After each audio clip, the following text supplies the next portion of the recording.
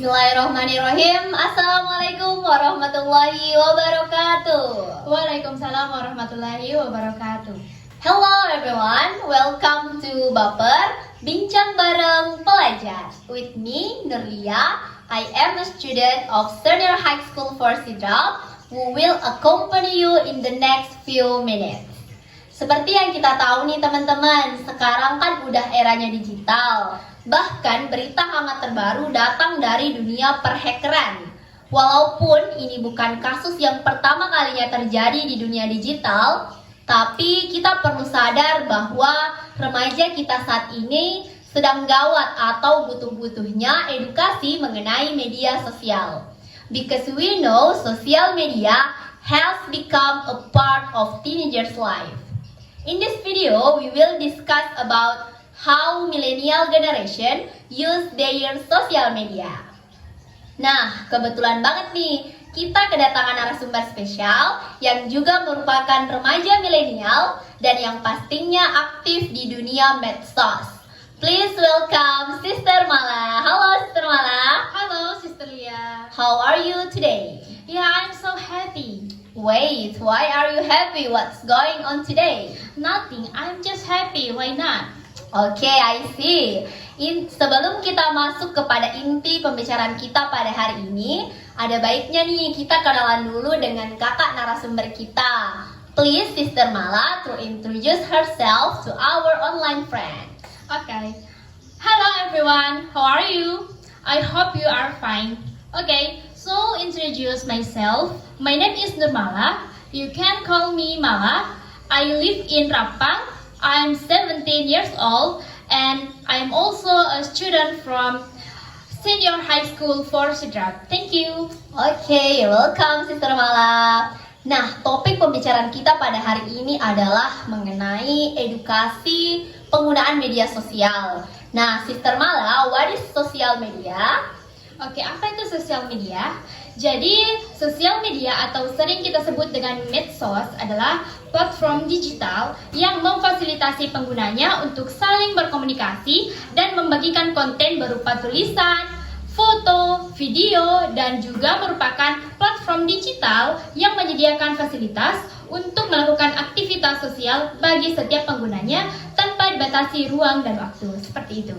Oke, jadi kita tahu nih, sekarang media sosial itu sudah mulai merambat ke dunia pendidikan. Nah, gimana sih pandangan Kakak Mala melihat penggunaan media sosial ini dalam dunia pendidikan? Oke, baik.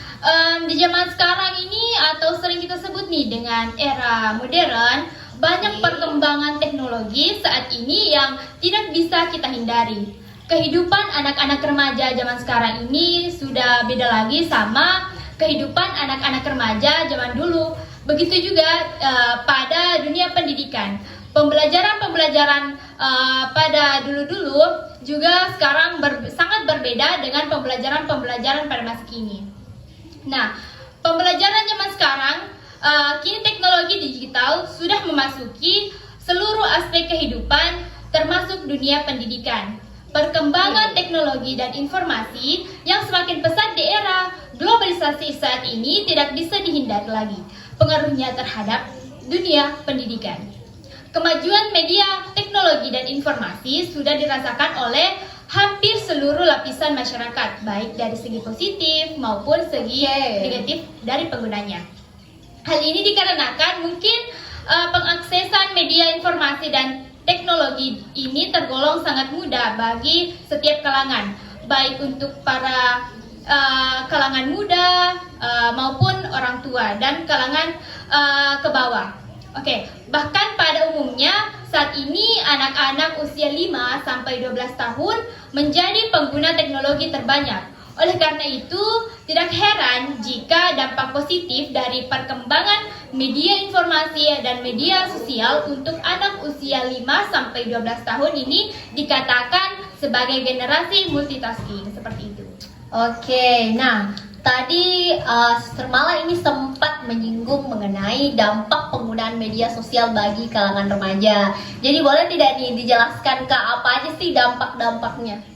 Oke, jadi dampak dari penggunaan media sosial itu terbagi menjadi dua. Ada dampak positif dan ada juga dampak negatifnya. Mau dengar yang mana dulu nih? Aduh, kita dengar yang positif-positif dulu lah. Oke, jadi perkembangan teknologi terhadap dunia pendidikan, dampak positifnya yang pertama itu memudahkan dalam mencari informasi yang sedang dibutuhkan. Dan yang kedua itu informasi yang dibutuhkan akan semakin cepat dan mudah diakses untuk kepentingan pendidikan. Dan yang ketiga yaitu inovasi dalam pembelajaran semakin berkembang dengan adanya inovasi e-learning yang semakin memudahkan proses pendidikan dan dapat membuat kelas virtual atau kelas yang berbasis telekonferensi yang tidak mengharuskan sang pendidik dan peserta didik berada dalam suatu ruangan. Nah, oke, seperti itu untuk dampak positifnya. Kalau untuk dampak negatifnya gimana nih Kak? Ya, untuk dampak negatifnya ada yang pertama itu banyaknya informasi yang menarik bagi siswa di internet membuat siswa kadang tidak fokus ketika pembelajaran sedang berlangsung. Banyaknya informasi menarik atau game online membuat peserta didik menjadi malas belajar. Peserta didik lebih suka menjelajah dunia mayanya dengan berbagai informasi menarik yang disajikan. Begitu. Oh, kayak misalnya contohnya kayak ini ya Kak, misalnya waktunya jam belajar tapi justru dipergunakan untuk main game online seperti Iya, itu ya. seperti itu. Oke. Nah, selanjutnya nih Kak, kita mau berbicara mengenai etika nih dalam menggunakan media sosial. Kan selain di kehidupan sehari-hari, kenapa sih Kak kita juga harus beretika dalam menggunakan media sosial? Oke, baik. Media sosial bisa memberikan dampak positif dan negatif. Oleh karena itu, bagi pengguna media sosial harus paham dengan etika bermedia sosial agar tidak menyalahgunakan platform tersebut. Nah, media sosial merupakan wadah untuk berjejaringan secara online. Akan tetapi, banyak juga yang salah dalam memanfaatkannya, seperti menyebarkan hate speech dan berita palsu, seperti itu. Dan dampak negatif ini tidak hanya dirasakan di media sosial saja, bahkan keributan tersebut juga terseret ke dunia nyata. Bahkan kasus yang berujung pada hukum yang awal penyebabnya datang dari perilaku di media sosial. Agar hal ini tidak terjadi, siapapun pengguna media sosial sudah sepantasnya harus melek akan etika dalam melakukan platform online tersebut.